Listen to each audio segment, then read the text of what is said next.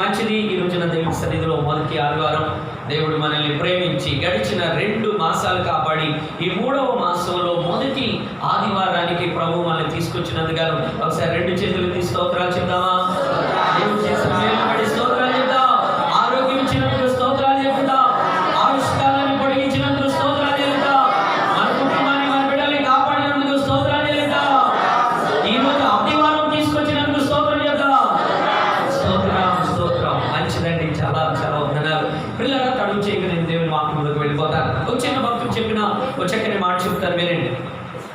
మితిమీరిన యామోహం మనిషిపైన కానీ డబ్బుపైన కానీ ఉంటే చావడానికి లేదా చంపడానికి దారి తీస్తుందట. జాగ్రత్తగా వినండి. కొటేషన్ యవనస్తులు ప్రత్యేకంగా వినాలి, మధ్య వయస్కులు కానీ మనం కూడా వినాలి. మితిమీరిన వ్యామోహం దేని మీద? మనుషులపైన కానీ డబ్బు పైన కానీ ఉంటే ఆ వ్యామోహం మనల్ని ఏం చేస్తుందంటే చంపడానికి లేదా చావడానికి. నిజమే కదండి. చాలామంది చచ్చిపోతున్నారు. ఎందుకంటే మితిమీరి ప్రేమిస్తున్నారు వాళ్ళు. ఈ రోజున చాలామంది అప్పులైపు కూడా చనిపోతున్నారు. కారణం ఏంటో తెలుసా? మితిమీరి డబ్బును ప్రేమించి ఆ డబ్బు కోల్పోయామని, లాస్ అయిపోయాము అని, లేదా మనిషిని లాస్ అయిపోయామని. అందుకే మితిమీరిన యామోహం మనకు ఉండకూడదు. ఎవరి మీద?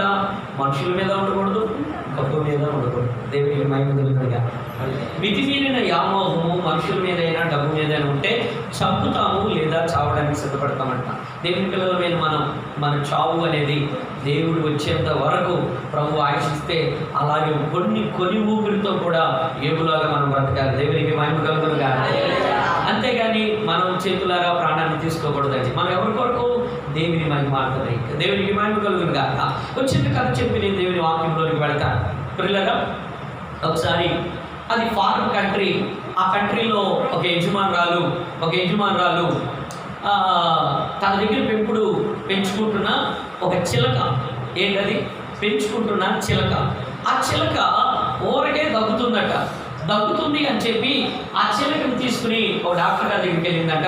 డాక్టర్ గారు అన్ని టెస్టులు చేశాడు. అమ్మా, దీనికి ఎక్కడ అనారోగ్యం కనపడట్లేదు అని అన్నాడు. సరే, మళ్ళీ ఇంటికి తీసుకొచ్చింది, కొన్ని ఫీజు కట్టింది. ఇంటికి తీసుకొచ్చినా మళ్ళీ తగ్గుతాలేదు. మళ్ళీ ఈ హాస్పిటల్ బాగలేదు, బాగా చూడలేదు అనుకుంటా అని మరొక హాస్పిటల్కి తీసుకెళ్తే అక్కడ కూడా ఆయన పరీక్షించాడు. అమ్మా, ఈయనకి చిలకి ఏమి అనారోగ్యం ఏం లేదమ్మా, మరి ఎందుకు తగ్గుతుందో అర్థం కావట్లేదు అని ఆయన చెప్పాడు. ఇలా లాభం లేదు. ఇంకా మంచి స్పెషల్ డాక్టర్ గారు ఎక్కడున్నారో చూసుకుని ఆయన దగ్గరికి తీసుకెళ్ళిందట. మొత్తం ఆయన టెస్టులు చేశాడు, అంతకుముందు ఉన్న రిపోర్ట్లు చూశాడు. దీనికి ఎక్కడ ప్రాబ్లం లేదు. అసలు దీని ప్రాబ్లం ఏంటా అని కొంచెం ఆయన సైకాలజీగా ఆలోచన చేశాడట. దాన్ని ఆలోచన చేసి, అమ్మ, దీన్ని ఇక్కడ వదిలేసేయండి, మీరు వెళ్ళండి, నేను అబ్జర్వేషన్ చేసి చెప్తానని పంపించాడట. పిల్లరా, అది తగ్గలేదు. సరే, ఇంటికి పంపించాడు. 1 రోజు 2 రోజులు ఉంచుకొని ఇంటికి పంపించాడు. మళ్ళీ అదే కంప్లైంట్తో ఆమె తీసుకొచ్చింది. సరే, ఇంటికాడ ఏంటి ఆ ప్రాబ్లం అని గమనిస్తే, పిల్లరా, అది ఎందుకు తగ్గుతుందంటే దానిలో ప్రాబ్లం లేదు, కానీ అది తను పెంచుకుంటున్న యజమానురాలు తగ్గుతుంది. హల్లెలూయా. యజమానురాలు తాగి లివర్లన్నీ పాడైపోయి ఆమె తగ్గుతుంది. ఆ చిలక యజమానురాలు దగ్గుని అనుకరించి అది తగ్గడం మొదలుపెట్టింది. డాక్టర్ గారు చెప్పారమ్మా, దగ్గు నీలో లేదు, దగ్గు నీలో. నీ దగ్గు కంట్రోల్ అయిపోతే దీని దగ్గు తగ్గింది. దేవుడికి స్తోత్రం కలుగుతుంది. ఆమె ఏ మాత్రం సిగ్గుపడక బాధపడక అవునా అని తాను ఆ డ్రగ్స్ నుండి దూరం అయ్యి తన ఆరోగ్యాన్ని సెట్ చేసుకుని పిల్లల మంచిగా ఉన్న తర్వాత ఆ చిలక తగ్గలేదట. దేవునికి మహిమ కలుగునుగాక. పిల్లల, కొన్నిసార్లు వాక్ విన్నప్పుడు మనకేమనిపించిందో తెలుసా? కొంచెం బాధ అనిపించింది. లేదా మనుషులు ఎవరైనా చెప్పినా మనకి కొంచెం బాధ అనిపించింది. ప్రాబ్లం ఎక్కడో తెలుసా? మనుషులు చూసే వాళ్ళలో ఉండదు, కానీ ప్రాబ్లం మన దగ్గరికి వస్తుంది. పిల్లలు, దయచేసి ఈ రోజున వాక్యాన్ని సావధానంగా విన్నాం. ఎందుకంటే బలారాధనలో పాల్గొంటున్నాం కాబట్టి, బలలో పాల్గొంటున్న మనమందరినీ కూడా మన హృదయాలని సరిచేసుకుని మరి దేవుని వాక్యానికి అనుగుణంగా ఉండి బలలో పాల్గొందుదుముగాక. ఆమె పిల్లలు గమనించండి. పోయిన బలారాధనకి ఒక చిన్న మాట మిమ్మల్ని అడగాలి. పోయిన బలారాధనకి నేను ఏ వాక్యం చెప్పానో ఎవరైనా చెప్పగలరా? ఎవరైనా పోయిన బల్లారాధనకి నేను ఏ వాక్యాన్ని చెప్పాను పాస్టర్ గారు, పోయిన వారు ఏం చెప్పారో సరిగా గుర్తులేదు, పోయిన నెలలో చెప్తారా? పోయిన నెలలో నేను ఏబు గ్రంథంలో నుంచి ఒక మాట చెప్పాను. ఏబు అంటున్నాడు, అయ్యలారా నేను ఎక్కడ తప్పిపోయానో అది నాకు తెలియచేస్తే నేను సరి చేసుకుంటానని తన దగ్గరికి వచ్చిన స్నేహితులని అడుగుతూ ఉన్నాడు. పోయిన బల్లారాధనకి నేర్చుకున్న వాక్యం ఏంటంటే, యోబు తన దగ్గరికి వచ్చిన స్నేహితులను అడుగుతున్నాడు, అయ్యలారా నా కష్టాలకి, నా బాధలకి, నా వేదనకి ఇదిగో ఈరోజు నా దేవుడు నన్ను విడిచిపెట్టడానికి కారణం ఏంటో నాకు అర్థం కాలేదు, కానీ నేను ఎక్కడ తప్పిపోయానో, ఎక్కడ తొలగిపోయానో, అందుకే నాకు ఈ నష్టం వచ్చిందేమో, అందుకే ఈ కష్టాలు వచ్చినాయేమో, మీరెవరైనా చెప్తే నేను సరి చేసుకుంటానయ్యా అని యోబు తన స్నేహితులు అడుగుతున్న మాటని మనం విన్నాం. ఈరోజు కూడా ఒక భక్తుడు అడుగుతున్న ఒక ప్రశస్తమైన మాటని మీ ముందుకు తీసుకురావాలని. చూడండి, కీర్తనల గ్రంథము ఆ వాక్యాన్ని ఈరోజు మనం ధ్యానం చేయబోతున్నాం. 139వ కీర్తన. పిల్లల చాలా విలువైన మాట. కొద్ది విషయాలని మనం బల్లారాధన పడబోతున్నాం కనుక ధ్యానం చేసుకుని ముందుకెళ్దాం. 139వ కీర్తన 24వ వచనం, 23, 24 చదవచ్చు. దేవా నన్ను పరిశోధించి నా హృదయాన్ని తెలుసుకో, నన్ను పరీక్షించి నా ఆలోచనలు తెలుసుకో. ఈ మాట చాలా విలువైనది. నీకు ఆయాసకరమైనది మార్గాలు, నీకు ఆయాసకరమైన మార్గాలు నాలో ఏమైనా ఉన్నాయేమో,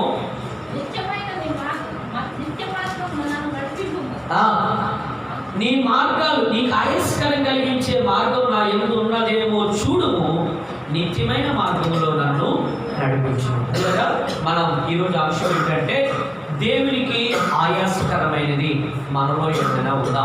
కీర్తనకారుడైన భక్తుడైన ఈ కీర్తన దావీదు మహారాజు గారు రాస్తున్నారు. దావీదు మహారాజు గారు దేవుణ్ణి అడుగుతున్నాడు, దేవా నీకు ఆయాస్కరాన్ని కలిగించే మార్గాలలో నేను రోజు ప్రయాణం చేస్తున్నానే, నెలలు ప్రయాణాలు చేసుకుంటూ వెళ్తున్నానే, నేను వెళ్ళే ఈ మార్గం ఉందే, నా భక్తి జీవితం అనే మార్గం ఉందే, నా కుటుంబంలో నేను వెళ్ళే మార్గాలు ఉన్నాయే, ఈ మార్గాలలో ఎక్కడైనా నీకు ఆయాసాన్ని కలిగిస్తున్నానేమో, ఆ ఆయాసాన్ని కలిగించే మార్గం నాలో ఉంటే చెప్పు నాయనా. పిల్లరా, ఎంత చక్కగా దావీదు భక్తుడు దేవుని అడుగుతూ ఉన్నాడో. పిల్లరా, చాలాసార్లు మనం ఇందాక అనుకున్నట్లుగా, చరిత్ర చూసినట్లుగా ఇక్కడ దావీదు తను దేవుని దగ్గరికి వచ్చి దేవుడు నాకెందుకు కార్యం చేయట్లేదా అనే కన్నా, దేవుడు నాకెందుకు సహాయం చేయటం లేదా అని అడగటం కన్నా, దేవుడు నా భవిష్యత్తుని ఎందుకు ఉన్నతంగా తీర్చిదిద్దలేదా అని అడిగే కన్నా, దేవుడిని ఏమడుగుతున్నాడు తెలుసా? అయ్యా నీకు ఆయాసాన్ని కలిగించి నిన్ను బాధ పెట్టే మార్గాలు ఏమైనా నాలో ఉన్నాయో చూడు నాయనా.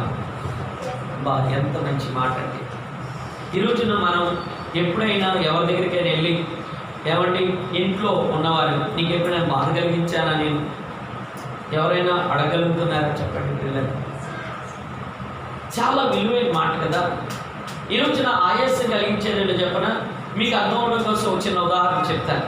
మనం ఈరోజున ఆదివారం ప్రార్థనకు వెళ్ళాలి, 6:30కే పాస్టర్ గారు ప్రార్థన పెడతాడు అని మీరు పొద్దున్నే లేచి, స్త్రీలుగా మీరు పొద్దున్నే లేచి, అరే లెగోరా 5 అయిపోయింది అని నువ్వు దుప్పటి ఇలా లాగుతుంటే, ఆయన కాస్త ఇలాగ ముసుకేసుకున్న అబ్బాయి కొడుకుని ఉంటా ఉంటే ఏమనిపించింది, అరే ఎందుకురా నన్ను బాధపెడతాం, టైం అవుతుందా అంటే నేనేం చెప్తున్నా అంటే, మనకు ఆయాసం కలిగించేటువంటిది వాస్తవానికి వాళ్ళు ఏం చేయాలో తెలుసా? అరే మా అమ్మ, మా నాన్న లేదా మా ఇంట్లో వాళ్ళు ప్రయాసపడుతున్నారు, నేను వాళ్ళకి ఎందుకు ఇబ్బంది కలిగించాలి, నేను కూడా లేచి నా పని నేను చేసుకుంటూ నా కార్యక్రమాల్లో నేను ముందుకు వెళ్తే వాళ్ళకి ఆయాసం కలగదు కదా. నిజమే. కొన్నిసార్లు మనం వాళ్ళు ఏమనిపిస్తుందో తెలుసా, దుప్పటలాగి అరే లెగవరా లెగవరా అని బతుకులాడుతూ ఉంటే, మా నువ్వేంటే నన్ను బాధపడతావు, వాళ్ళకి బాధ, కానీ మనం వాళ్ళు ఆయాస పెడుతున్నామని వాళ్ళు ఆలోచన. జాగ్రత్తగా వినండి ఈ మాట. నిజమే, ఈ ఉదాహరణ మనకి చాలా ఉపయోగపడుతుంది అనుకుంటున్నాను. నిజమే, ఇంటిలో వాళ్ళు తొందరపడి లేరా నువ్వు లేరా, టైం అవుతుంది అన్న, లేవకుండా ఇక్కడ లేపితే ఆ కుర్చీలో కూర్చొని, లేదా ఆ దుప్పట్లు ముసేసిన తర్వాత మళ్ళీ ఇంకో మంచం ఆలుసుకుని అక్కడ పడుకుంటా ఉంటే ఇంట్లో ఉన్న వాళ్ళకి ఏమనిపించిందో తెలుసా? ఆయాసం వేస్తూ ఉంటారే, టైం అవుతుందరా, కానివరా వెళ్తున్నాయి. కొంతమంది కొన్నిసార్లు మనకి సహకరించకపోవడమే మనకి ఆయాసాన్ని కలిగించదు. అర్థమవుతుందా పిల్లరా? కొంతమంది కొన్నిసార్లు మనకి సహకరించరు, కొన్నిసార్లు మనకి మనం చేయాలనుకున్న దానికి సహకరించకుండా. ఇక్కడ దావీదు మనసు ఏంటి అంటే, ప్రభువా నేను ఏం చేస్తున్నానో అంటే నా అంతటికి నేను మంచోడు అనుకుంటున్నాను, నా అంతటికి నేను బాగున్నాను అనుకుని వెళ్ళిపోతున్నాను. ఒకవేళ నీ దృష్టిలో అది నీకు ఆయాసాన్ని కలిగిస్తుందేమో. నా దృష్టిలో బాగానే ఉంది, కానీ నీ దృష్టిలో ఆయాసాన్ని కలిగిస్తుందేమో. ఆలోచన చేయాలి దేవుడు అడుగుతున్నాడు. పిల్లలు గమనించండి, ఒక మనిషి దగ్గరికి వెళ్ళి అడిగి నీకేదైనా ఇబ్బంది కలిగించే మార్గాల్లో నేను వెళుతున్నానా, ఇబ్బంది కలిగించేటట్లుగా నేను ప్రవర్తిస్తున్నానా అని అడగడమే కష్టం. కానీ దావీదు చేస్తున్న పని ఏంటో తెలుసా? మనుషుల దగ్గరికి వెళ్ళి అడగడమే కష్టమవుతున్న రోజుల్లో అసలు దేవుని దగ్గరికి వెళ్ళి ఇది ఎలా ఉంటుందో చెప్పమంటారా? మనం ఎక్కడో ఇక్కడ ప్రాబ్లం ఉందండి, నా వైపు చూడండి జాగ్రత్తగా, మీకు అర్థమవడం కోసం ఇంకా లోతుగా విషయాన్ని మీకు అర్థమవడం కోసం చెప్తున్నా. మనకి ఎక్కడో నొప్పి కలిగింది, ఇక్కడ లోపల ఎక్కడో ప్రాబ్లం ఉందండి, నొప్పి వస్తుందండి అనగానే డాక్టర్ గారు ఎక్స్రే రాశాడు. జాగ్రత్తగా వినండి, ఎక్స్రే రాశాడు, ఎక్స్రే తీశాడు. ఎక్స్రే తీస్తే ఆ భాగం ఏంటో అర్థం కాల. ఎక్స్రే తీసిన తర్వాత అర్థం కాకపోతే డాక్టర్ మళ్ళీ చూసి ఆ ఎక్స్రేని ఏమంటాడో తెలుసా?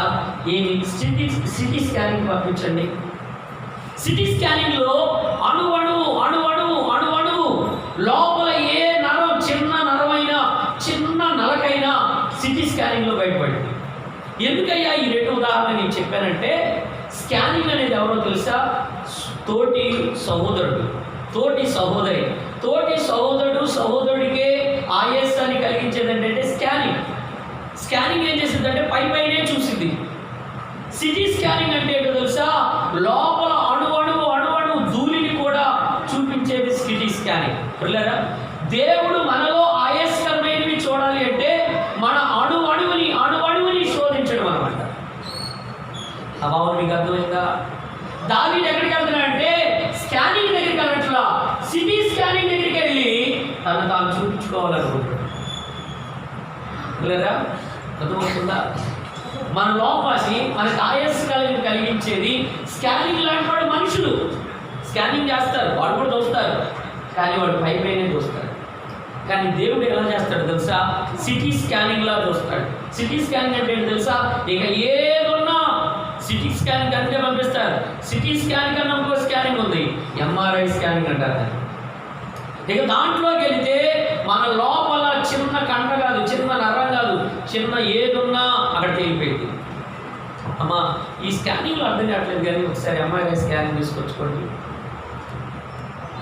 దావీదు తనను తాను ఎంఆర్ఐ స్కానింగ్ అప్పగించుకుంటున్నాడు. నాలో ఆయాసాన్ని కలిగించేది దేవుడు ఏం చేస్తాడు? ఎంఆర్ఐ స్కానింగ్ కన్నా నేను అంటున్నాను, మనుషుడు కనిపెట్టిన స్కానింగ్లోనే కనబడుతుంటే ఇక ఆయన బైబిల్లో రాయబడింది, ఆయన కనులు అగ్ని జ్వాలమయమంట, ఆయన నేత్ర దృష్టికి మరుగైనది ఏదీ లేదు. ఈ కేసు మొదట్లో చెప్తాడు, నేను ఎక్కడికి వెళ్ళి నేను దాముకుంటానయ్యా. చూసారా పిల్లరా? నిజమే. మనం ఎప్పుడైనా అలా చేయగలమంటారా? మనం ఎప్పుడైనా నన్ను పరిశీలించండి, నన్ను పరీక్షించండి, నాలో ఏదైనా లోపం ఉంటే తెలియచేయమని మనం అడగలుగుతున్నామా? మనం నేర్చుకున్నాం పోయిన వారంలో, పోయిన నెలలో కూడా యోబు కూడా అదే అంటున్నాడు, నేను ఎక్కడ తొలగిపోయానో, ఎక్కడ తప్పు చేశానో, ఎక్కడ పొరపాటు చేశానో, అందుకే నాకేమో ఈ కష్టాలు వచ్చినాయి, అందుకేమో నాకు ఈ బాధలు వచ్చినాయి, అయ్యా మీరు చెప్పండి. ఇప్పుడు దావీదు అంటాడు దేవుని దగ్గరికి వచ్చి, అయ్యా నీకు ఆయాసాన్ని కలిగిస్తా, నిన్ను బాధ పెడతా, నిన్ను వేదన చేస్తూ నేను ఇబ్బందికి గురి చేస్తున్నానేమో. ఈ రాత్రి వేళ ఈ పగటి పూట ఆరాధనకు వచ్చిన వాళ్ళరా, బలారాధనకు వచ్చాం, కానీ దేవునికి ఆయాసం చేస్తూ, దేవుని ఇబ్బంది పెడుతూ, దేవుని బాధ పెడుతూ, దేవునికి గాయాలు చేస్తూ ఏమండి మన ముందుకెళ్ళడం ఎంతవరకు న్యాయం ఉంటారు? ఎప్పుడైనా అనిపించిందా? ఒంటరిగా కూర్చున్నప్పుడైనా, లేదా నా జీవితంలో ఏంటి పరిస్థితులు అని అనుకున్నప్పుడైనా, దేవా నిజమే. మనం ఎప్పుడు చాలాసార్లు కోరుకునేది ఏంటో తెలుసా?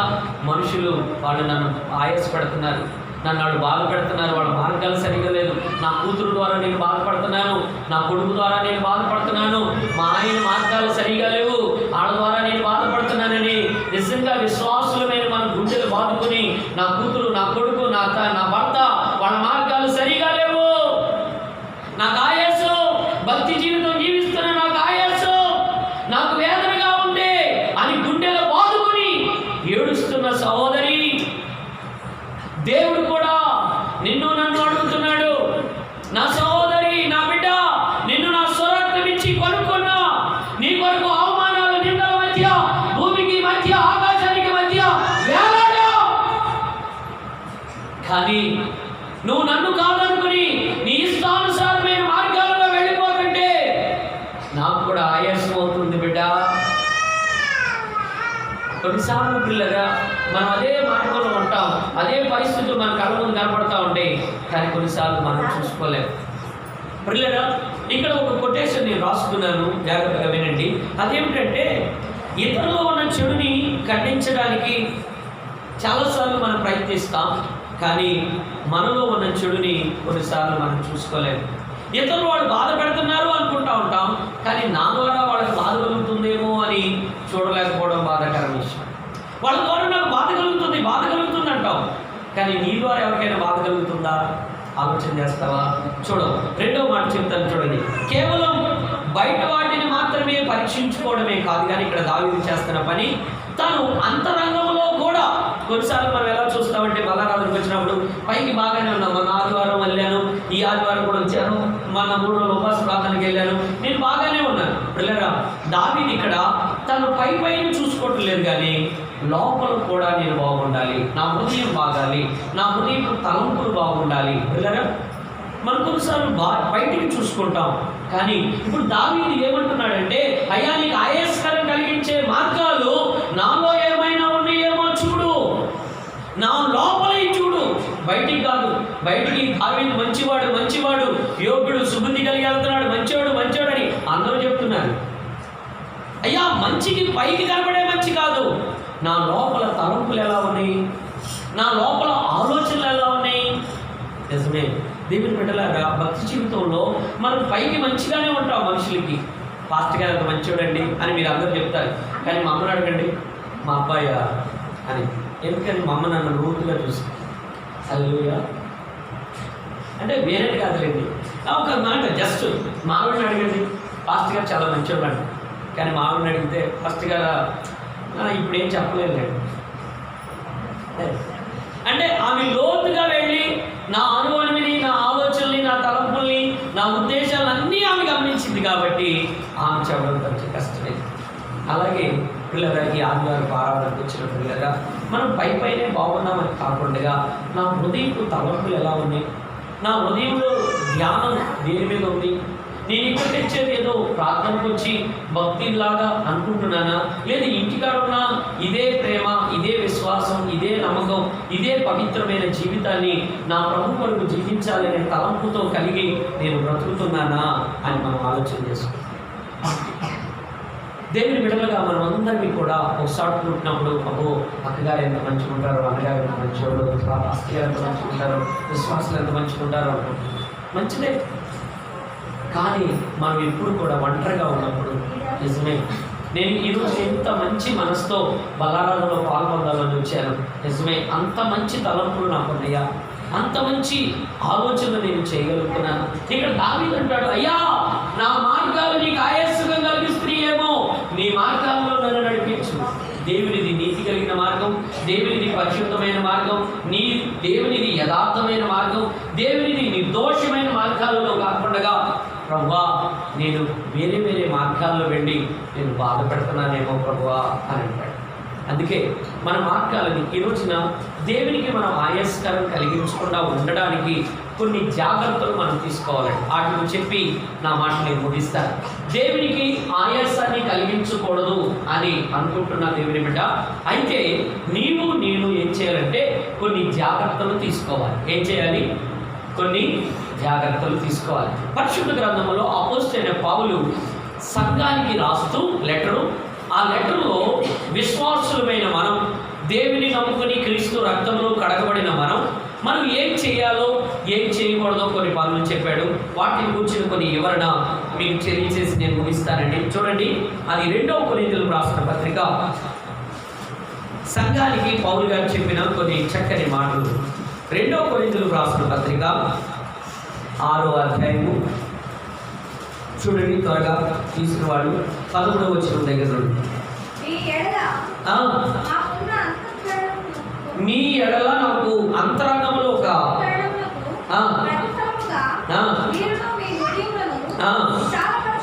మీ హృదయాలని విశాలపరచుకోండి.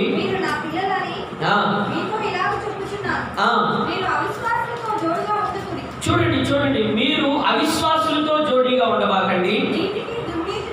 దుర్నీతికి నీతికి వేడి సాంగత్యం, వెలుగుకు చీకటితో పొత్తేమిటి? ఏమి సంబంధం? అవిశ్వాసితో విశ్వాసికి పాలెక్కడ? దేవుని ఆలయానికి ఉన్నాము. అందుకు దేవుడు ఇలా సెలవిస్తున్నాడు, సంచరితును వారి దేవుడనే. ప్రియులారా, ఇక్కడ కొంత లిస్ట్ ఇచ్చాడు. చీకటి వెలుగు వేరు, విశ్వాసి వేరు, అవిశ్వాసి వేరు. ఇదిగో మంచిగా ఉండాలి, చెడుగా చేయకూడదు అంటే కొంత లిస్టుని దేవుడు మనకి తెలియజేస్తున్నాడు. ప్రభు నమ్ముకున్న తర్వాత మనం ఒక ప్రత్యేకమైన జీవితాన్ని జీవించాలని. ప్రభు నమ్ముకోముందు ఎలా ఉన్నామో అది వేరే విషయం. కానీ ప్రభు నమ్ముకుని రక్షింపబడి బల్లారాలలో ప్రత్యేకంగా పాల్పొందబోతున్న మనం పిల్లలు ఒక ప్రత్యేకంగా మనం ఉండాలి. వాటిని కొన్నాటిని దూరం చేసుకుని కొన్నాటిని విడిచిపెట్టి గత కాలాలలో ఉన్న స్నేహాలు, గత కాలంలో ఉన్న అలవాట్లు, గత కాలంలో చేసిన ఆచార సంబంధమైన కార్యకలాపాలు అవన్నీ వదిలివేసి ఇప్పుడు నువ్వు ఒక ఆత్మీయురాలుగా నువ్వు హృదయ సంబంధమైన వ్యక్తిగా మనం ఉండాలి. దేవునికి మహిమ కలుగును గాక. అందుకే ఎందుకయ్యా మనం ఇలా ఉంటున్నామా లేదంటే ఇర్మియా కూడా ఒక మంచి మాట చెప్తాడండి. ఒకసారి ఆ మాటను చూద్దాం. ఇర్మియా రాసిన గ్రంథం 17వ అధ్యాయం ఒకసారి చూడండి, 9-10 వచనాలు.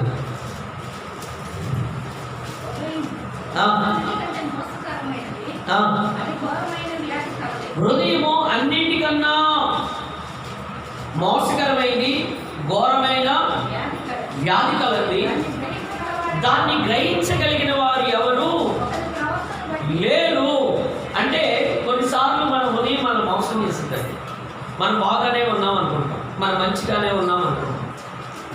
మన హృదయాన్ని నేను బాగున్నాను, నేను బాగోలేదని ఎవరు అనుకోరు. ఇక్కడ కూర్చున్న మనం అందరం వాకింగ్ చెప్తున్నా నేను కానీ వింటున్నా మీరు కానీ మనం అందరం ఏమనుకుంటామంటే నేను బాగున్నాను, నేను చేసేదంతా మంచి, నేను చేసేదంతా కరెక్టే అని అనుకుంటామంట. అలా అనుకుని మన జీవితంలో చాలా పొరపాట్లు ఉంటాయి. అందుకే దావీదు ఇప్పుడు ఎక్కడికి వస్తున్నాడు తెలుసా? దేవుని దగ్గరికి వస్తున్నాడు.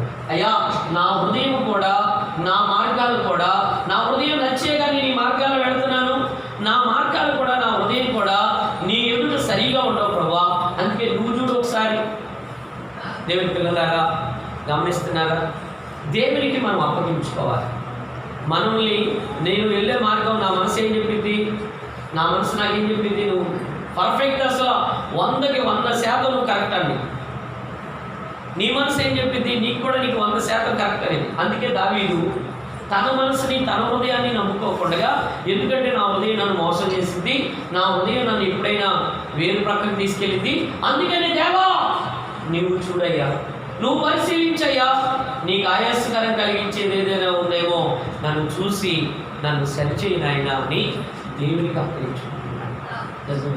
చాలాసార్లు భక్తి జీవితంలో పిల్లరా మనం ఏమనుకుంటాం తెలుసా? నేనే చేస్తాను కరెక్ట్, నేను వెళుతుందే మంచిగా అనుకుని చాలాసార్లు మనం మోసపోతున్నాం. దేవుడు చూపించిన విధానం, దేవుడు చెప్పిన మార్గాలే మనకి సరైనవిగా మనం ఎంచుకుందాము గాక. మన మనసు చెప్పినవి, మన ఆలోచనలకు నచ్చినవి, మనం వెళుతున్న మార్గాలని నేను బాగున్నానులే అనుకోకుండా మనం ముందుకు గాక. అర్థమవుతుందా? అందుకే ఇప్పుడు దావీదు గారి జీవితంలోనే ఆయన ఏమి జాగ్రత్తలు తీసుకున్నాడో చెప్తాను వినండి. ఈరోజు అదే మన సందేశం. 26వ కీర్తన.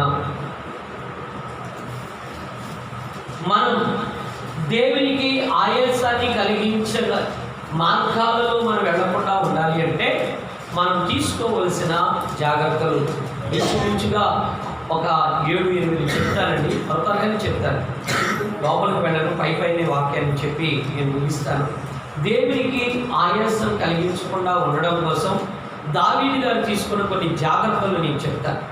దావీదు గారు, దేవుడు అన్నాడు తన బ్రతుకు కాలంలో ఒకే ఒక పొరపాటు తప్ప అన్ని విషయాలలో దావీదు నా హృదయానుసారుడని దేవుడు చెప్పగలిగాడు. అందుకే దావీదు దేవునికి ఆయాసాన్ని కలిగించకుండా తన మార్గాలని సరిచేసుకుని మంచిగా నడవడానికి దావీదు తీసుకున్న కొన్ని మంచి నిర్ణయాలు ఉన్నాయి, లేదా చేసిన పనులు ఉన్నాయి. ఈరోజు అవి నేను కూడా చేయగలిగితే పిల్లగా నేను అంటున్నాను, దేవుడు మనల్ని బట్టి ఆయాసపడడు. ఆమె ఏం చేశాడు? రండి 26వ కీర్తన మొదటి వచనం. యెహోవా నేను యథార్థవంతుడనై ప్రవర్తించుచున్నాను.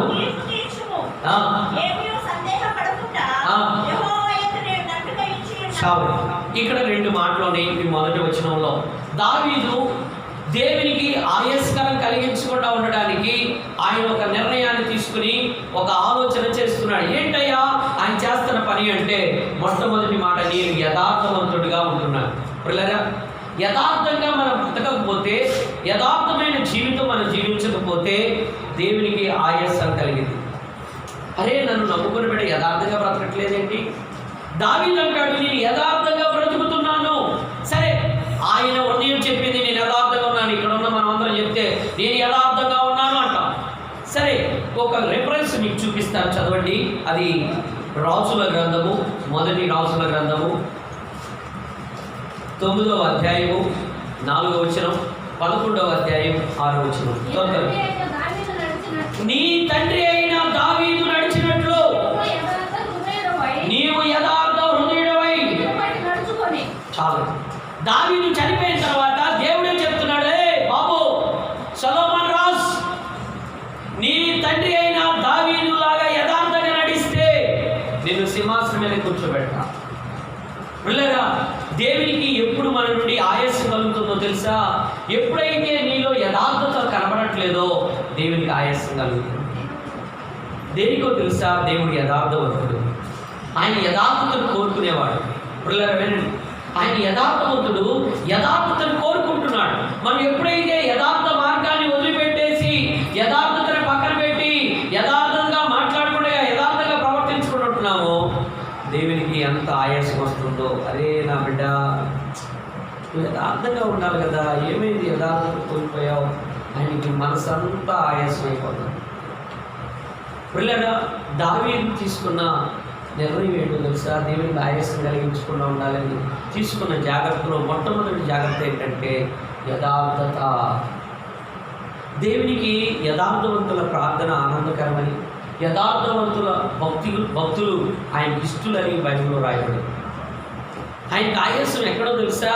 నువ్వేదో పాపం చేసావని కాదు, నువ్వు ఎక్కడెక్కడో తిరిగి వచ్చావని కాదు, నీలో యథార్థత లేదని బిడ్డ. అర్థమవుతుందా? అరే యథార్థంగా ఉండవలసిన నా కుమార్తె, నా కుమారుడు యథార్థత లేకుండా ఏంటి అబద్ధాలు చెప్తున్నారు? మొన్నండి ఏమనుకోబాకండి, చాలాసార్లు నేను విన్నాను ఆ మాటలు. అమ్మా అది మనకి తెలిసిందే. అమ్మా ఏంటమ్మా మీరు రాలేదమ్మా అంటే, వాళ్ళేమో వేరే చోటుకి వెళ్ళారని నాకు అంతకుముందే సోదరు చెప్పింది. నేను అడగంగానే లేదండి నేను హాస్పిటల్కి వెళ్ళొచ్చానండి అని అన్నది.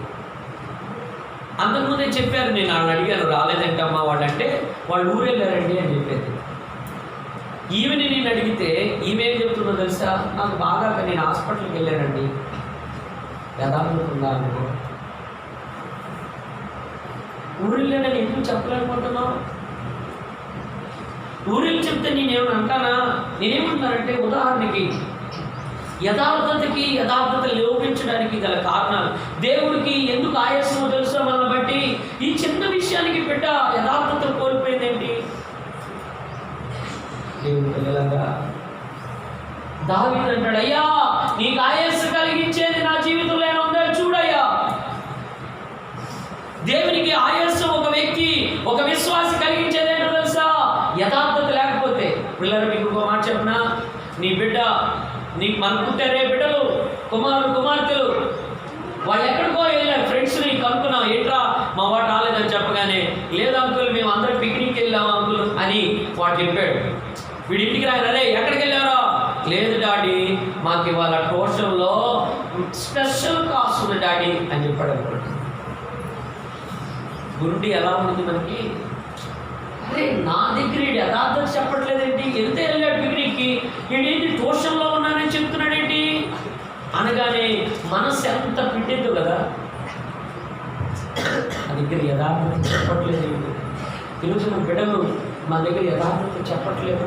కుటుంబాల్లో భార్యాభర్తల మధ్య యథార్థత లేదు. ఆయాసం ఎందుకో తెలుసా? వాళ్ళు ఏదో మనల్ని ఆస్తులు తినేశారని, మరోదో చేశారని కాదు. యథార్థత లేకపోతే మనిషిగా మనం ఏం కోరుకుంటావు తెలుసా? ఉన్నది చెప్పండి. దేవుడు కూడా ఏమంటాడు తెలుసా? నువ్వేం చేసావో చెప్పు అంటే మనం అని చెప్పు. దావీదు తీసుకున్న నిర్ణయం ఏమిటో తెలుసా? యథార్థంగా పడతారు. దేవుడు కూడా అడిగాడు, ఇదిగో సొలొమోను మీ నాన్న నా ఎదుట యథార్థంగా బ్రతికాడయ్యా, యథార్థమైన జీవితాన్ని జీవించాడయ్యా. నిజమేనా? ఈరోజు మనందరం బట్టి దేవుడు కూడా మాట చెప్పగలడంటారా? నా కుమార్తె తన బ్రతుకు కాలంలో యథార్థంగా నా జీవితం నా కొరకు జీవించింది. ఇలాగా మనం చేసే మంచి పని దేవుని యథార్థత. సరే, రెండవది పిల్లలు అక్కడ ఆది వచనంలో ఉన్న మాట, అంటే టైం అయిపోతుంది కాబట్టి ముందుకు వెళ్తున్నాను. అక్కడ అన్నాడు, ఏమీ సందేహింపగా నేను ఆయన మీద నమ్మకాన్ని ఉంచాను. పిల్లగా దేవునికి ఆయాసం కలిగించేది ఏంటో తెలుసా? మనకు తెలిసిందేంటో తెలుసా? నేను ఆ పాపం చేయలేదండి, నేను ముసలోడం అండి, మీ పెద్దవాళ్ళం అండి, పాస్టర్ గారు నేను ఎందుకు చేస్తానండి అలాంటి పొరపాట్లు. దేవునికి ఆయాసం కలిగించేది ఏంటో తెలుసా? తల్లి నీవులో ఏంటంట, నేను ఏ మాత్రం సందేహం లేదు అంటే అనుమానించట్లా. విశ్వాసంగా ఉండవలసిన నీవు విశ్వాసిని కాక అవిశ్వాసం నీలోకి ఎప్పుడు వచ్చిందో అప్పుడు దేవునికి ఆయాసకరమైన మార్గం నీలో ఉంది. తెలుసా? మనం నమ్ముకునేది ఏంటో తెలుసా? దేవునికి ఆయాసం ఎక్కడంటే నేను మంచిగా ఉన్నాను. ఎక్కడో తెలుసా? నువ్వు నమ్మి బాప్తిసం పొందాలి. విశ్వాసం ఉంటే. నువ్వు ఇంకా నమ్మలేదు, దేవునికి ఆయాసం కలిగించట్లేదా నువ్వు? పిల్లలు వినండి, దావీదు అంటున్నాడు, దేవా నీకు ఆయాసం కలిగించేది ఏదైనా నాలో ఉండేవో చూడు. దేవునికి ఆయాసం కలిగించేది ఏంటో తెలుసా? మన అవిశ్వాసం, మన అనుమానం, మన అపనమ్మకం. బైబిల్లో వాళ్ళందరూ సముద్రంలో వెళుతున్నారు. చదివడానికి రెఫరెన్స్ టైం అయిపోతుందని చెప్తున్నారు. వాళ్ళందరూ పడవలో వెళుతున్నారు. గాలి తుఫాను కొట్టింది, భయపడిపోతున్నారు. యేసయ్య వచ్చాడు, నేనే భయపడబాకండి అన్నాడు. పేతురు గారు అన్నాడు, అయ్యా నువ్వైతే నేను కూడా వస్తారా? పిల్లగా పేతురు నడిచి 2 అడుగులు ముందుకేశాడంట. తర్వాత అటు ఇటు గాలిని వర్షాన్ని చూసి మునిగిపోతున్నాడట. అప్పుడు యేసు ప్రభు వాడిన మాట ఏంటో తెలుసా? మీరు ఇంటికి వెళ్ళాక చూడండి. అల్ప విశ్వాసి ఎందుకు సందేహించావు? విశ్వాస యాత్రలో ఎన్నో అడుగుడుకులు నీ జీవితంలో వచ్చినాయి, ఎన్నోసార్లు దేవుడు తప్పించాడు. కానీ ఇప్పుడు ఈ విషయంలో నువ్వు అనుమానించట్లేదా? నా బిడ్డని చేస్తాడా ఈ కార్యం? నా భర్తను మారుస్తాడా? నా జీవితంలో ఇది జరుగుతుందా? నీకెక్కడో అనుమానం లేదా? ఎక్కడో అవిశ్వాసం పని చేయట్లేదా? ఏమిటి? గాలిని గద్దించి సముద్రం మీద నడిచి వచ్చినప్పుడు నమ్మావు, కానీ కొన్ని అడుగులేసి నమ్మావు. కానీ ఇప్పుడు అటు ఇటు చూసి మునిగిపోతుంటే యేసయ్య అంటున్నాడు, అల్ప విశ్వాసి ఎందుకు సందేహించావు? దేవుని ఆయాసం కలిగింది. నువ్వు నా బిడ్డ, నువ్వు అనుమానించకుండా నా దగ్గరికి వస్తే నా కౌగిల్లో పెట్టుకునేవాడిని. చూసేవాడు కూడా ధైర్యంగా నీ విశ్వాసాన్ని బట్టి వాళ్ళు బలపరచబడ్డారు. నీ అవిశ్వాసాన్ని బట్టి వాళ్ళు కూడా అవిశ్వాసం కలుగుతుంది. నిజమే, మన ఇంట్లో విశ్వాసంగా ఉండవలసిన మనం అవిశ్వాసపు మాటలు, అవిశ్వాసపు ఆలోచనలు మన మధ్యలోకి వచ్చినప్పుడే నీ మార్గాలలో దేవుడు అంటాడు, నాకు ఆయాసం. ఇదేనా నేను నమ్మింది? నీకోసం ఇదిగో ఈ సిలువలో ఈ రీతిగా ప్రాణం పెట్టేనే, ప్రాణాన్ని ఇవ్వడానికే నీకోసం నేను సిద్ధపడితే నీ విషయంలో ఈ కార్యం చేయలేదని నమ్మట్లేదేనా ఉన్నాను? చెప్పండి, నమ్ముతున్నావు మనం? మన విశ్వాసంలో అవిశ్వాసం ఉందా, విశ్వాసమే ఉందా చెప్పండి? ఒకప్పుడు బాగా విశ్వాసం ఉంది కొత్తలో, కానీ ఎందుకో భక్తి జీవితంలో నేను మొన్న కూడా ఉపాసకుడిలో చెప్తూ వచ్చాను, దేవుడి బిడ్డ నీ జీవితంలో కార్యం చేయడానికి నువ్వేదో గట్టి ప్రార్థన చేస్తావని, నువ్వేదో గట్టిగా మందిరానికి ప్రతి వారం నమ్మకం వెళ్తున్నావని దేవుడు నీ జీవితంలో కార్యం చేయలేదు. దేవుడు ప్రేమించి చేస్తాడు. దేవుడికి మహిమ కలుగును గాక. మనం ఏం చూస్తామో తెలుసా? ఇప్పుడు ఎందుకు అవిశ్వాసం వచ్చిందో తెలుసా? ఇప్పుడు గట్టిగా ప్రార్థన చేయలేకపోతున్నా, ఇప్పుడు గట్టిగా కొన్ని ప్రార్థనలకు వెళ్ళలేకపోతున్నా, అందుకే దేవుడు నాకు కార్యం. అది ఒక రకమైన కారణమే. కానీ ఇంకొక కారణం ఏంటో చెప్పమంటారా? నీలో అపనమ్మకం వచ్చింది. దేవుడు యేసుప్రభువు అన్నాడు, ఇదిగో నీ నమ్మిక చొప్పున నీకు కలుగును గాక, నీ నమ్మిక చొప్పున నీ విశ్వాసం కొలది నీకు కలుగును గాక. అమ్మా కానాను స్త్రీ యాయిరు, ఇదిగో నీ విశ్వాసం చొప్పున నీ కుమార్తె బాగుపడును గాక. నమ్ముతున్నావా? ఏం చేస్తాడో చేయడం. ఆ అవిశ్వాసమే ఏసైకి ఏం చేసిందో తెలుసా?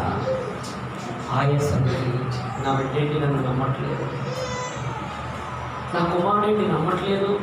పిల్లగా పరిశుద్ధ గ్రంథంలో ఒక రిఫరెన్స్ చూడండి, మీకు చెప్తాను. రోమిలకు రాసిన పత్రిక 4వ అధ్యాయం 20 వచనం ఒకసారి చదవండి. సందేహింపక దావీదు అంటాడు, అయ్యా నేనే మాత్రం అనుమానం లేదయ్యా నువ్వు చేస్తావని. అందుకే ఆయన 10,000 మంది దండెత్తి వచ్చినా నేను భయపడను, నేను ఒంటరిగా ఉన్నా ఏమో. అమ్మ అవిశ్వాసం వలన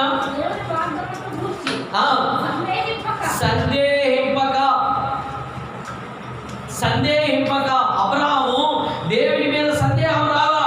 శరీరం మొత్తం తొలిమైపోతున్నా, 100 సంవత్సరాలు వస్తున్నా, ఇంకా సందేహం రాలా, అనుమానం రాలా. కొద్ది రోజులు భక్తి జీవితం చేసిన మనకి ఏమిటండి నమ్మకం? సందేహం ఎందుకు వస్తుంది? దేవుడు నిన్ను కాపాడలేడని, దేవుడు నీకు మేలు చేయలేడని, నా చివరి బ్రతుకు ఏమిటో, నేను ఎలా ఉంటానో, నాకు అయ్యిద్దో అవదో. అదే నా దేవుడికి నీలో ఆయాసాన్ని కలిగించు. తెలుసా? నువ్వు పొరపాట్లు చేయవసరంలా. దేవుడి పిల్లలారా, మన ప్రభువు నమ్ముకున్నాం. పాపం అంటే నిలబడి ఎత్తు వచ్చాను. పాపం అంటే ఏంటి? ఏదో అది చేస్తేనే పాపం, అది కాదు. అవి అయిపోయినాయి, అవి నర్సరీ మెట్లు. ఇప్పుడు ఏమిటయ్యా అంటే నీలో అవిశ్వాసం కనబడకూడదు. దేవుడు చూస్తున్నాడు. దావీదు అడుగుతున్న, నా హృదయంలో పరిశీలించయ్యా, నన్ను లోపలికి పరిశీలించి, నా మార్గాలు పరిశీలించి, నా మార్గాలలో వెళుతున్నప్పుడు ఎక్కడైనా సందేహంతో అడుగులేస్తున్నానేమో. అడుగులేస్తున్నాం, నిజమే, వెళ్తానే ఉంటాం, కానీ అనుమానం. యాయి గ్రామంలో వెళ్తా ఉన్నాను. ఆ గ్రామంలో పిల్లలు యేసు ప్రభు సమాధిని గెలిచి 3వ దినం లేచాడు. కొంతమంది చెప్పుకున్నారు అప్పటికే మరియా చూసి వచ్చింది, మగ్దలేనే మరియా చూసింది, ప్రభు వారిని చూసింది, లేచాడని చెప్తుంది. 2-3 శిష్యులు చూశారు. కానీ అప్పుడు వెళ్తా ఉంటే యేసు ప్రభు చెప్పాడు నేను లెగిస్తానని. కానీ వాళ్ళు నమ్మట్లా. యేసు ప్రభు వాళ్ళతో వచ్చి మాట్లాడుతున్నాడు, నమ్మట్లా. వాళ్ళు అవిశ్వాసంగా ఉన్నారా, విశ్వాసులుగా ఉన్నారా? ఎప్పుడైతే ఇంటికి వెళ్ళి రొట్టెని విరిచాక కళ్ళు తెరవబడి, ఒరే ఇప్పుడు దాకా యేసయ్య మన వెనకాలే నడిచాడా, అప్పుడు దాకా అవిశ్వాసంలోనే ఉన్నారు. నిజమేనండి, చాలాసార్లు మన జీవితంలో పిల్లగా వినండి, దేవునికి ఆయాసాన్ని కలిగించేది ఏదో తెలుసా? మనలో నీలో ఉన్న అవిశ్వాసం, నమ్మం, పూర్తిగా పరిపూర్ణంగా ఆధారపడం. దేవుని దగ్గరికి వచ్చాక చావైనా రేవైనా నీవే ప్రభువా అని మనం కాడి ఆయన మీద పడేస్తే ఆయనే తీసుకెళ్తాడు. హల్లెలూయా. కొన్నిసార్లు ఏమో అలాగే అనుకుంటాం, మనకు వల్ల కాకపోతే అలాగే అనుకుంటాం, మనకు వల్ల అయితే నా బలం, నా శక్తి, నా సామర్థ్యం అనుకుంటుంది చెప్తాం. పిల్లగా 3వ విషయాన్ని నేను మీకు చెప్తాను, తొందరగా గమనించాను. తీసుకోవలసిన జాగ్రత్తలు. దేనికి? మన మార్గాలు దేవునికి ఆయాస కలిగించకుండా ఉండడానికి దావీదు తీసుకున్న నిర్ణయాలు, చేస్తున్న పనులు. ఆయన ఏం చేశాడు? ఆయనకి ఆయాసం కలిగించకుండా ఉండడం కోసం ఒకటి యథార్థంగా బ్రతుకుతున్నాడు, 2వది అనుమానం సందేహాలు లేకుండా బ్రతుకుతున్నాడు, 3వది పిల్లగా చూడండి 3వ మాటను మనం అక్కడ గమనిస్తే చూడండి, 4వ వచనాన్ని ఒకసారి 3వ వచనాన్ని చదువుదాం. నీ కృప నా కన్నుల ఎదుట ఉంచుకుని ఉన్నాను, సత్యాన్ని అనుసరించి నడుచుకుంటున్నాను. పిల్లగా సత్యాన్ని అనుసరించి నడవకపోతే దేవునికి ఆయాసకరమైన మార్గంలోనే మనం ఉన్నాం. సత్యం అంటే ఏంటి? నిజం, ట్రూత్. సత్యాన్ని అనుసరించి, దేవుని బిడ్డ సత్యముగా నిజాన్ని నీకు చెప్పాను, నిజంగా ఉండమంటే అబద్ధాన్ని నమ్మి తెలుసా అండి, సత్యాన్ని తెలియజేశాడు మనకి. సత్య మార్గంలో ఉన్నాడు. పరిశుద్ధాత్ముడు కూడా యేసుప్రభు వెళ్ళిపోతూ, ఇదిగో నేను వెళ్ళిపోవడం వల్ల మీకు మేలు, పరిశుద్ధాత్ముడు వస్తాడు, ఆయన మిమ్మల్ని సర్వ సత్యంలోనికి తీసుకువెళ్తాడు. మనం ఇప్పుడు ఏమై ఉన్నామో తెలుసా? సత్య మార్గంలో ఉన్నాం. సత్యాన్ని అనుసరించే వాళ్ళగా ఉండాలి. ఇక అసత్యంలోకి వెళ్ళకూడదు. మళ్ళా ఈ రోజున నమ్మాము, ఇక్కడికి వచ్చామా, మళ్ళీ కొంతమంది వెనక్కి వెళ్ళిపోతున్నారు. అరే మొన్న నమ్మావు కదా, మొన్న ఈ సత్యాన్ని తెలుసుకున్నావు కదా, ఇదిగో ఇలా చేయాలి ఇలా చేయకూడదని తెలుసుకున్నావు కదా, ఏది నిజమో ఏది అబద్ధమో తెలుసుకున్నావు కదా, ఏది చీకటో ఏది వెలుగో ఇందాక మనం అనుకున్నాం, ఏది మంచో ఏది చెడో నువ్వు తెలుసుకున్నావుగా, మళ్ళీ ఏంటంటే వెళ్ళిపోయావు. సత్యం తెలుసుకున్నా కానీ సత్యంలో నుండి బయటకు వెళ్ళిపోయాడు ఈరోజు ఉన్నారండి. అందుకే దేవునికి ఏమవుతుందో తెలుసా? ఆయాసం కలుగుతూ ఉంది. దేవునికి ఆయాసం వస్తూ ఉంది. అరే నా బిడ్డలకి తెలియజేశానే. గలతీయులకు రాసిన పత్రికలో అపోస్తలుడైన పౌలు అంటాడు, అరే మీరు ఇంత త్వరగా మారిపోతారని నేను అనుకోలేదు. ఒకప్పుడు వాళ్ళు విశ్వాసంలో ఉన్నారు, నమ్మకంగా ఉన్నారు, దేవుని నమ్మి ముందుకు వచ్చారు, మళ్ళీ ఏమైందో తెలియదు, మీరు వెంటనే మళ్ళీ సన్నబడిపోయారు. సత్యాన్ని నుంచి నువ్వు వెనక్కి వెళ్ళిపోతే దేవునికి ఆయాసాన్ని కలిగించిన వారిని. నువ్వు తెలుసుకుంది సత్యం, నువ్వు వెళ్తుంది సత్య మార్గం. ఈ సత్య మార్గంలో నువ్వు ముందుకే వెళ్ళాలి, అసత్యంలో నువ్వు మళ్ళీ వెళ్ళకూడదు. పిల్లలు ఒక మాట, ఒక రిఫరెన్స్ చూపిస్తాను చూడండి. ఆదికాండం ఒకసారి చూడండి, 42వ అధ్యాయం. కొన్నిసార్లు కొంతమంది సత్యం అంటే నిజంగా చెప్తున్నారో లేదో మనం నమ్మలేదు. 42వ అధ్యాయం 16వ వచనం. మీ తమ్ముడిని తీసుకుని వచ్చినప్పుడు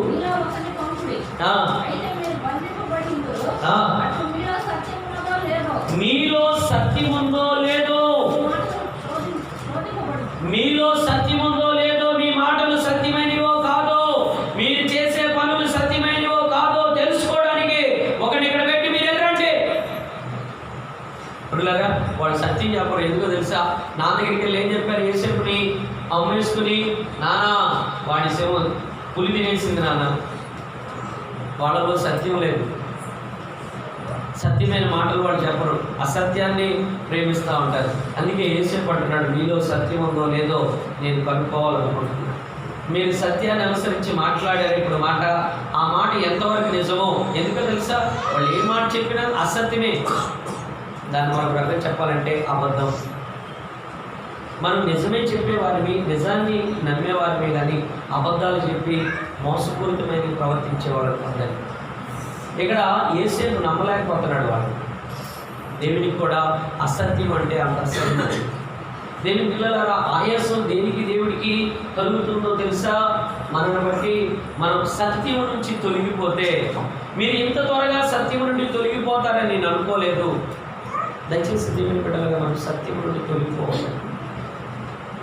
దేవునికి ఆయాసం కలిగించేది ఏంటి మనలో అంటే, నువ్వు తెలుసుకున్న సత్యాల నుంచి తొలగిపోయి దాన్ని పక్కన పెట్టేసి, నువ్వు నేర్చుకున్న వాక్యం ఏంటి, నువ్వు చేస్తున్న ప్రార్థన ఏంటి, అవన్నీ పక్కన పెట్టేసి లోపలికి వెళ్ళి వేరువేరుగా చేస్తూ ఉంటే దేవునికి బాధ. మరొక మాట చెప్తాను చూడండి, ముందుకు పెడదాం తొందరగా. 26 కీర్తనలోకి రండి. దావీదు గారు తీసుకున్న మరొక మంచి నిర్ణయం. 4వ వచనంలో 2 మాటలు ఉన్నాయి. పనికి మాలిన వారితో దేవుని బిడ్డ ఎవరితో చేయడంట? ఎందుకు పనికి మాలతో చేస్తే ఏమైందమ్మా చెప్పాలి మీరందరూ. పనికి మాలతో సావాసం చేస్తే ఏమవుతుంది మనందరికి తెలిసిందే. చూడండి, ఇందాక కూడా అక్కడ పౌలు గారు చెప్తున్నాడు, మీరు విశ్వాసులుగా ఉండాలి. అవిశ్వాసంతో జోడి కట్టారా, మీకు కూడా అవిశ్వాసం వచ్చేసింది. పనికి మాలతో సావాసం చేయకూడదు. పనికి మాలోడు ఉన్నారంటారా? మీకు ఎవరైనా కనపడ్డారు ఎక్కడైనా? చెప్పండి నాకు, ఎవరైనా కనపడ్డారు? బైబిల్లో కూడా ఉన్నారండి, బైబిల్లో ఉన్నారు. చూస్తారా? రెఫరెన్స్ చూపిస్తాను చూడండి. ద్వితీయోపదేశ కాండం దేవుడే చెప్పాడు. ద్వితీయోపదేశ కాండం 13వ అధ్యాయం 13వ వచనం.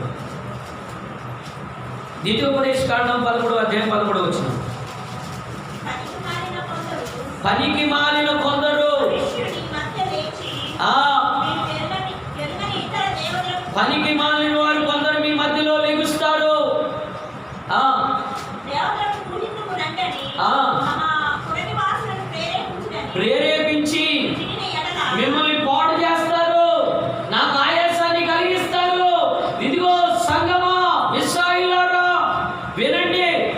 పనికి మాలినోళ్ళు ఉన్నారు. ఆ పనికి మాలినోళ్ళతో సాంగత్యం వద్దు. దావీదు అందుకే నా వద్దు బాబు మీతో సాంగత్యం, ఆ పనికి మాలతో సహవాసం చేయట్లేదంట.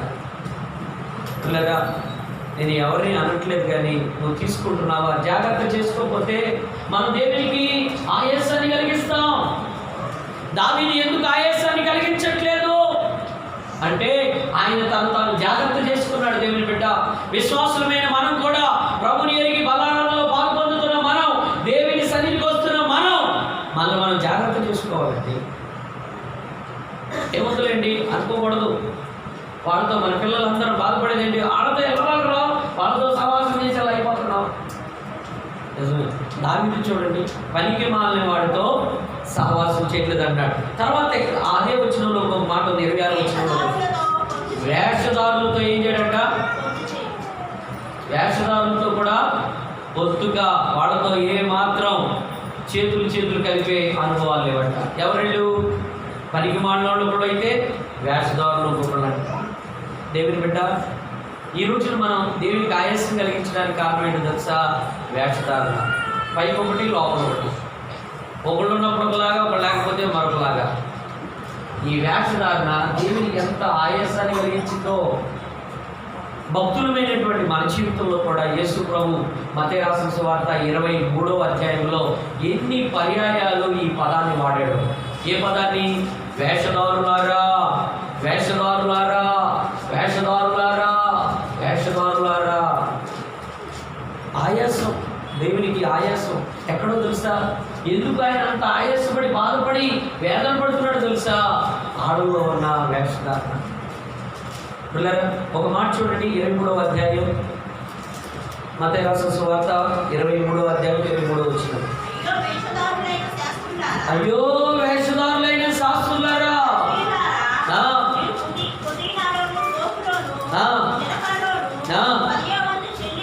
చెల్లించి న్యాయాన్ని, సత్యాన్ని, విశ్వాసాన్ని, కనికరాన్ని మీరు పక్కన పెట్టేస్తున్నారు. ఇందాక అనుకున్నాం, పైన వాటిని ఏదో చేయడానికి మాత్రం మందిరానికి చూపించేటప్పుడు చేసేటప్పుడు అందరూ పైకి మాత్రం బాగానే చేస్తారు, కానీ లోపల ఉండవలసిన విశ్వాసం ఏది? లోపల ఉండవలసిన కనికరం ఏది? లోపల ఉండవలసిన నీతి న్యాయాలు ఎక్కడా? అవన్నీ వదిలేసి పైకి మాత్రమే కనపడితే అది వేషధారణ అంట. అక్కడంట, అయ్యో వేషధారులైన పరిశీలారా, మీరు ఎలా ఉన్నారు? సున్నం కొట్టిన సమాధుల్లో ఉన్నారయ్యా. మీరు పైకి బాగా ఉన్నారు చల్లగా, కానీ లోపల అంతా మీరు పైకే తోపుతారు, కానీ పాత్రని లోపల తోమరు. వేషధారణ దేవునికి ఏం చేస్తుందో తెలుసా? దేవుని బిడ్డ, దేవునికి ఆయాసానికి. అందుకే దావీదు నిర్ణయం తీసుకున్నాడు, వేషధారులతో నీ సావాసం చేయను, వేషధారిగా నేను ఉండను. చూడండి ఎంతకంటే నిర్ణయం తీసుకున్నాడు. వేషధారులతో నేను సావాసం చేయను, వేషధారిగా నేను బ్రతకను. ఎందుకో తెలుసు? ఒకవేళ వాళ్ళతో సావాసం చేస్తే నేను కూడా వేషధారిని అయిపోతాను. భక్తి జీవితంలో ఇది అత్యధికమైన అపాయకరమైనది ఏదైనా ఉంది అంటే వేషధారణ. ఈరోజు ఈ వేషధారణ బట్టే చాలామంది నష్టపోతున్నాం, చాలామంది మోసపోతున్నాం. చాలాసార్లు మన జీవితాల్లో తీరని నష్టాలు ఎక్కడో తెలుసా? వాళ్ళని పైకి చూసాం, వాళ్ళ మాటలు పైకి చూసాం, నమ్మాం, ముందుకెళ్ళాం. ఎక్కడ వచ్చేసారు వాళ్ళు? వేషధారణ.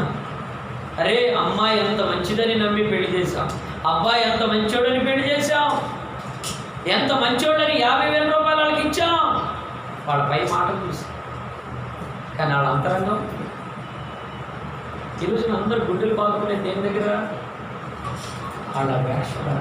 పైకి ఒకలాగా లోపల. దేవునికి ఇంకా బాధ కలిగించదంటారా? మనుషుడే ఈ వేషధారణ బట్టి మనుషుడే ఇంత బాధపడి, ఇంత నష్టమైపోయింది, నీ కష్టాలు పడుతున్నాను, ఏడు వల్ల ఇలా ఇబ్బంది పడుతున్నాను అనుకుంటున్నా మనుషుడే బాధపడితే ఇక దేవుడు ఎంత బాధపడతాడో ఆలోచన చేస్తున్నారా? భక్తి జీవితంలో మనం వేషధారులుగా ఉంటాం. వాళ్ళతో మనం పొత్తు చేయకూడదు, వాళ్ళతో సావాసం చేయకూడదు. తర్వాత ముందుకెళ్దాం. ఇంకేం చేస్తున్నాడు? ఎవరి సంఘం అంటామా? దుష్టుల సంఘం, దుష్టత్వం. అందుకే దావీదు 1వ కీర్తన 1లో మాట్లాడాడు. 1వ కీర్తన 1లో ఏముంది? దుష్టులు ఆలోచన చప్పున నడవక, పాపుల మార్గములో నిలవక. దుష్టులు అంటే ఏంటంటే అపవాది సంబంధులండి. దుష్టుడు బైబిల్లో సాతాన్ని ఏమని పేరు పెట్టారంటే దుష్టుడు అని పేరు ఉంది వాడికి. ఒక పేరు, వాడికి చాలా పేర్లు ఉన్నాయి బైబిల్లో. గడ సర్పమని, అపవాది అని, పిల్లల క్రూరమృగం అని చాలా పేర్లు ఉన్నాయి. ఆ పేరులో ఒక పేరు ఏంటంటే దుష్టుడు. దుష్ట స్వభావాన్ని కలిగి ఉన్నవాడు దుష్టుడు. పిల్లగా దావీదు దుష్టుడికి సంఘానికి దూరంగా ఉంటున్నాడు. తనలో దుష్టత్వాన్ని ఎందుకు తెలుసా? దుష్టత్వం వస్తే దేవునికి ఆయాసం. దుష్టులని దేవుడు ఏమాత్రం వాళ్ళని బట్టి సంతోషించలేడు. ఏమంటే ఒక దుష్ట స్వభావం కలిగిన మనుషులు దుష్టంగా ప్రవర్తిస్తుంటే ఎవరు సంతోషిస్తారు చెప్పండి? దేవునికి ఆయాసం కలిగించేది ఏదయ్యా? దావీదు అంటాడు, అయ్యా నీకు ఆయాసం కలిగించే మార్గాల్లో నేను వెళ్ళకూడదని ఇదిగో దుష్టునికి దూరంగా ఉంటున్నానయ్యా, దుష్టత్వానికి దూరంగా బ్రతుకుతున్నాను ప్రభా. అసలు ఈ వాక్యాలు నేను చదివినప్పుడు దావీదు ఎందుకు అంతగా దేవుని హృదయానుసారుడయ్యాడు అంటే ఇదిగోండి ఇవన్నీ ఆయన తీసుకున్న జాగ్రత్తలండి. దేవుని బిడ్డ, ఒక విశ్వాసిగా, ప్రభుని ఎరిగిన బిడ్డగా నీకు కూడా ఈ ఆలోచన ఉన్నాయా? నిజమే, వాళ్ళకి దుష్టులు వాళ్ళతో మనకెందుకు, వాళ్ళకి దూరంగా బ్రతుకుదాం అని అనుకుంటున్నావా? ఈ లోకమంతా ఎవరి సంబంధం అంటే దుష్టుడి సంబంధం. దుష్టుడే వాడు ఏలుబడి చేస్తున్నాడు, వాడే ఇక ఈ లోకాన్ని ఏలుతున్నాడండి వాడు. అందుకే దేవుని బిడ్డలుగా మనం ఆ దుష్టత్వానికి దూరంగా ఉందము గాక. చివరిగా ఒక మాట చదవండి. ఎవరితోనంట? భక్తిహీనులు, భక్తిలో వెనకబడిపోయి ఏనలుగా ఉన్న వారికి. చూడండి, వాళ్ళతో అసలు నేను కలవను. భక్తిహీనులు ఏన దశలోకి వెళ్ళిపోయారు. వాళ్ళ భక్తి ఇక వాళ్ళతో నాకు సంబంధం లేదు. అసలు మనం కనుక ఈ మాటలు చెప్తే ఫాస్ట్ గారు మీరు ఇక్కడ కాదు కానీ అక్కడెక్కడికో వెళ్ళి అడవుల్లోకి వెళ్ళి అర్థమవుతుందా పిల్లరా? ఎందుకు దావీదు దేవునికి ఆయాసాన్ని కలిగించలేదు అంటే ఆయన నిర్ణయాలు తీసుకున్నాడు. ఈ భక్తిహీనులను గమనించి వీళ్ళ ద్వారా దేవునికి ఆయాసమే, వీళ్ళ ద్వారా ఎప్పుడు దేవుడు బాధపడుతూనే ఉంటాడు.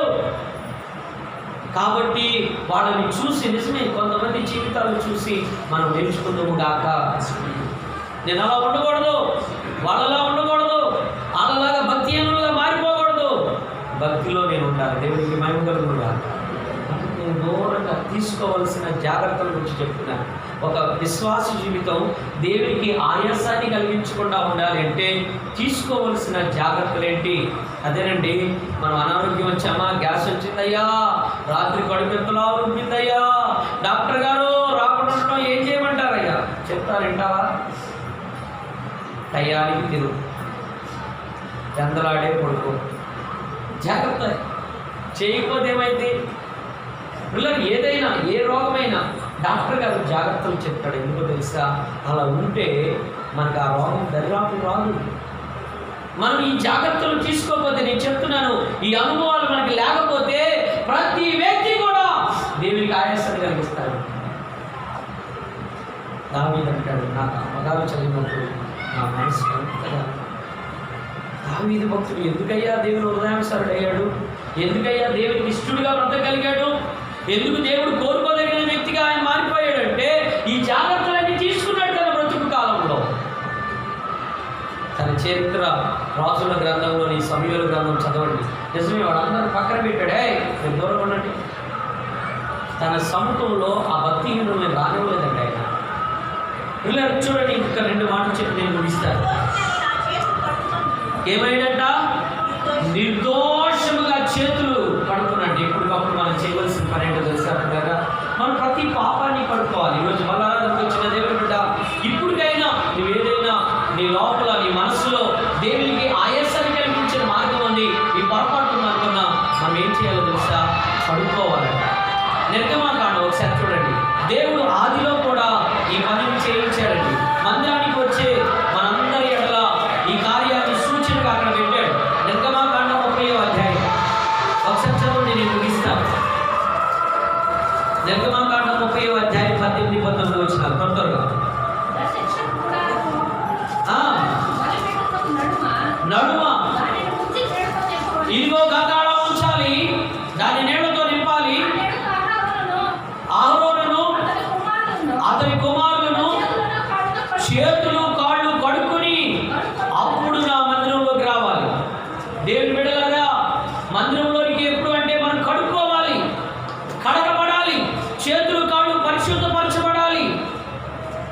దేవుని బిడ్డల మీద మనం ఈరోజు క్రీస్తు రక్తం మనల్ని కడుగుతుంది. క్రీస్తు రక్తం ప్రతి పాపమును కడుగుతుందండి. దేవునికి స్తోత్రం కలుగుగాక. బలారాధనలో పాల్పొందబోతున్న దేవుని బిడ్డ, దేవునికి ఆయాసం కలిగించిన మార్గాల్లో వెళ్ళానయ్యా. నిజమే, మనం అందరమీ మన ఇంటికి వచ్చేటప్పుడు బయట ఎక్కడెక్కడ తిరిగి వచ్చినా ఇంట్లోకి వచ్చేటప్పుడు ఏం చేస్తాం? కాళ్ళు కడుక్కుంటాం. మందిరానికి వచ్చేటప్పుడు కూడా కాళ్ళు కలగాలి, మన హృదయాన్ని కలుపుకోవాలి. దేవుడికి స్తోత్రం కలుగుగాక. మందిరానికి రావాలనగానే నా హృదయంలో తలంపులు, ఆలోచనలు, ప్రభా నేను అటు తిరిగి వస్తున్నాను, నా ఆలోచనలు అటు పోతా ఉన్నాయి, నా తలంపులు అటు పోతా ఉన్నాయి. ఆయన ఇదిగో నీ మందిరంలోకి వస్తున్నాను, నన్ను కడుగునాయన. హల్లెలూయా. చివరిగా ఒక్క మాట ఉంది, ఆ మాట చెప్పి ముగిస్తాను పిల్లగా.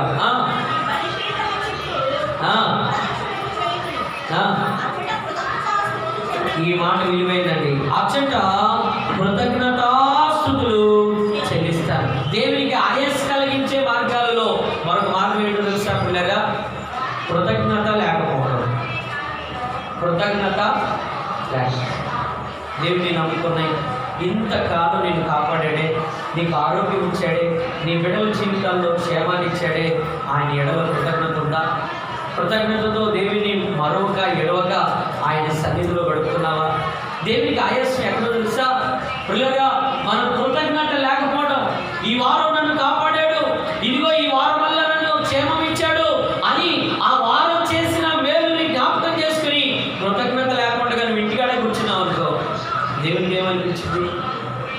అదే ఈ బిడ్డకి ఈ వారం ఎన్ని కార్యాలు చేశాను, ఈ బిడ్డని ఎంతగా కాపాడుకుంటూ వస్తున్నాను, ఈ కుమార్తెని ఈ కుమారుని ఎంతగా నేను వేరు చేస్తున్నాను. ఇలాగా దేవుడికి ఆయాసం కలిగించేది ఏంటో తెలుసా? మనం అనుకునేది ఏంటంటే పాపం చేయట్లేదుగా, నేను ఏం లేదు. భక్తుల జీవితాలలో దేవునికి ఆయాసం కలిగించేది ఏంటో తెలుసా? కృతజ్ఞత లేని అనుభవం. కృతజ్ఞత లేకుండా మన జీవితాల్లో కనుక మనం బ్రతుకుతూ ఉంటే, దేవుడు ఎన్ని మేలు చేస్తున్నా కృతజ్ఞత లేకుండా మనం ముందుకెళ్తా ఉంటే దేవునికి ఎంత ఆయాసం. మనం చూడండి, ఒక రూపాయో 10 రూపాయలు ఒక భీమో ఎవరికైనా ఇస్తే వాళ్ళని ఎన్నిసార్లు చెప్పుకుంటా, నేను వాళ్ళకి అది ఇచ్చా, వాళ్ళకి ఇది చేశా, అయినా ఈ మధ్య మమ్మల్ని సరిగ్గా పలకరించట్లా, ఈ మధ్య మాతో సరిగ్గా ఉండట్లా, ఈ మధ్య వాళ్ళు మాతో బాగా ఉండట్లా, వాళ్ళకి ఎంత మేలు చేశానమ్మా నేను. అసలు నీ మనసు అంతా ఎలా ఉండిపోయింది?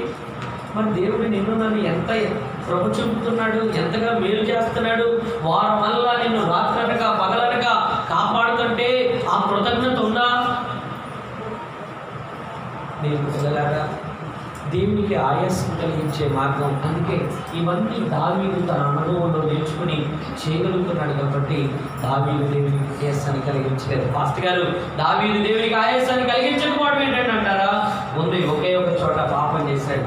అయితే వెంటనే నాతాను చెప్పగానే ఏమండి పాదాల మీద పడి పశ్చాత్తాపడి ఉపవాసం నుండి కన్నీళ్లు గార్చి ఇక బ్రతుకు దినాలన్నిట, నేను ఎప్పుడు చెప్తాను కదా, ముసలోడైపోయేంత వరకు మళ్ళీ ఆ కుక్క వాంతికి వెళ్ళినట్లుగా తిరగలేదండి. దాన్ని ఒకే ఒక్క టైం పొరపాటు చేశాడు.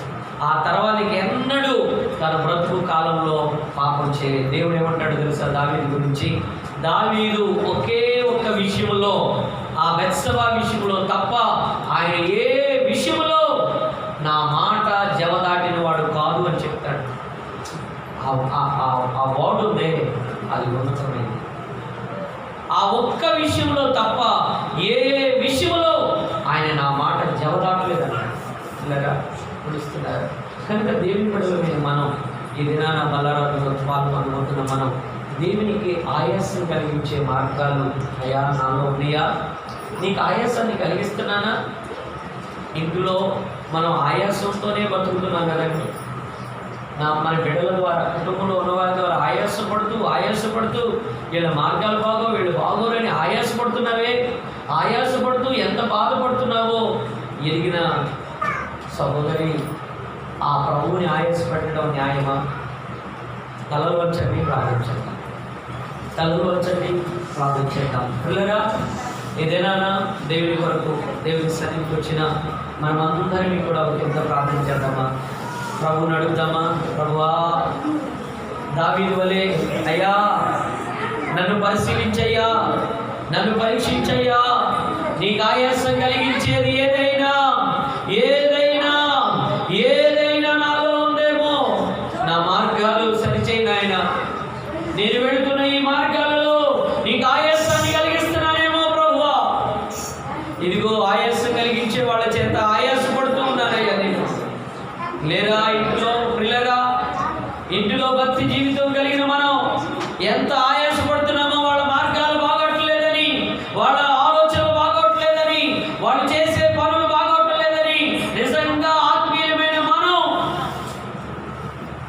లేని వాళ్ళని బట్టి ఆయాసపడుతూనే బ్రతుకుతున్నాం కదండి. వీళ్ళ వల్ల మా మరువు పోతుంది, వీళ్ళ వల్ల మా విలువలు పోతున్నాయి, వీళ్ళ వల్ల మేము ఎంత బాధపడుతున్నామో, నష్టపోతున్నామని దినదినము బాధపడుతూనే ఉన్నాం కదండి మనం. దేవుని బిడ్డ, ఆ బాధ నీ ద్వారా ప్రభువుకి ఎందుకు కలిగించాలి? భక్తి జీవితాన్ని జీవిస్తూ ఆయాసం ఎందుకో దేవునికి తెలుసా? యథార్థంగా ఉండకపోవడం వల్ల, యథార్థమైన జీవితం నీలో జీవించకపోవడం వల్ల. దావీదు జాగ్రత్తలు తీసుకుంటున్నాడండి. నేను యథార్థంగా బ్రతుకుతాను. దేవుడు కూడా చెప్పాడు, ఇదిగో మీ నాన్న నా ఎదురు యథార్థంగా బ్రతికాడయ్యా. ఈరోజు చెప్పగలవా? మరొక మాట, పిల్లగా సందేహము లేకుండా అనుమానించబాక, సందేహపడబాక.